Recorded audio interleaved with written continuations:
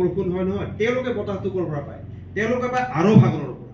আৰৱ সাগৰৰ পৰা এটা বতাহ আহে এজাক, সেই বতাহটোৰ কাৰণে গৈ হিমালয়ত থকা খাই সেই জাগাখনত বৰষুণ হয়। আৰু এজাক বতাহ আছে, সেই বতাহ আহে ক'ৰ পৰা জানানে? পাকিস্তান, আফগানিস্তান সেই চাইডৰ পৰা আহে।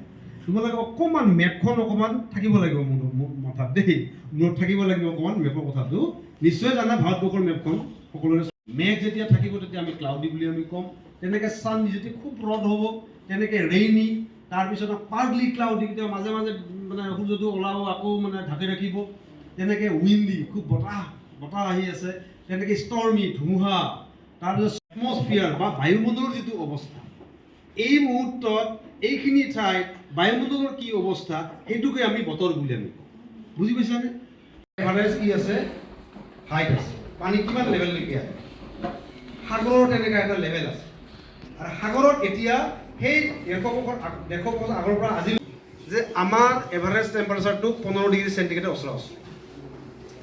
এতিয়া এই 150 বছৰ আগত ইংলেণ্ডৰ বিজ্ঞানীসকলে বা সেই সময়ৰ ক্লাইমেটলজিষ্টবিলাকে জুখিছিলে টেম্পাৰেচাৰ। আৰু আজিৰো জোখা আছে। এই দুটাৰ লগত ডিফাৰেন্সটো মাইনাছ কৰি চাইছে। মাইনাছ কৰি চাই দেখা পাইছে যে প্ৰায় 1 ডিগ্ৰী চেণ্টিগ্ৰেড পাৰিছে। তাৰমানে তেতিয়া 14 ডিগ্ৰী চেণ্টিগ্ৰেড ওচৰা-ওচৰি আছে, এতিয়া হৈছে 15 ডিগ্ৰী চেণ্টিগ্ৰেডৰ ওচৰা-ওচৰি। এতিয়া এই 1 ডিগ্ৰী চেণ্টিগ্ৰেড, এতিয়া ক'বলৈ গ'লে 1 ডিগ্ৰীনো কি? যেনে এতিয়া আমি 29 ডিগ্ৰীত আছোঁ, ৰাতি 20 ডিগ্ৰী হ'ব। তাৰমানে আমাৰ দেহাটো কিমান ডিগ্ৰী সহ্য কৰিব পৰা হৈ আছে? 20ৰ পৰা 29, মানে কিমান সহ্য কৰাটো আমাৰ এজন ইমান মানে ভাল সংগীতজ্ঞ আছিল, হয় নহয়? হা? তেওঁ কি কৰি গৈছে?